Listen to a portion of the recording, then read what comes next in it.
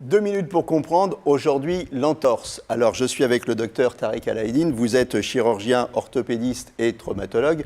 L'entorse, qu'est-ce que c'est? C'est la même chose qu'une foulure, c'est la même chose qu'une fracture, c'est quelque chose de différent, c'est quoi l'entorse? Alors, entorse ou foulure, effectivement, ça peut être, je dirais, la même chose. C'est synonyme dans le langage commun. Tout à fait. Voilà. Bon, L'entorse, médicalement, c'est une atteinte ligamentaire. Donc, c'est lorsqu'on a un ligament qui est étiré.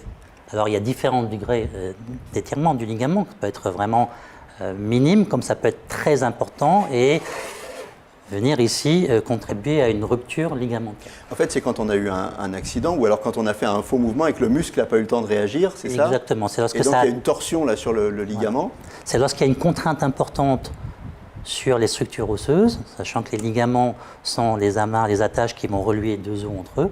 Et lorsque cette tension est très importante, ça va d'abord entraîner une pression sur ce cordage, ce ligament, qui peut se distendre, voire se déchirer.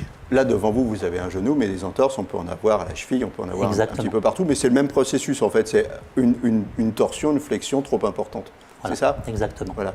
Alors, ça fait mal.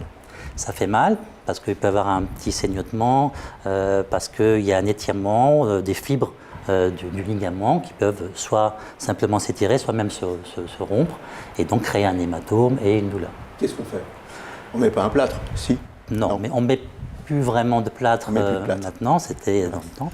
Maintenant, merci de me faire remarquer que je ne suis plus du tout à la page.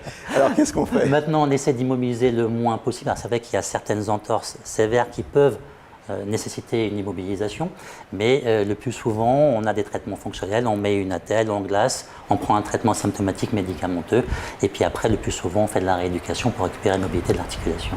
Voilà, écoutez, le mieux, c'est de ne pas se faire une entorse. À très bientôt.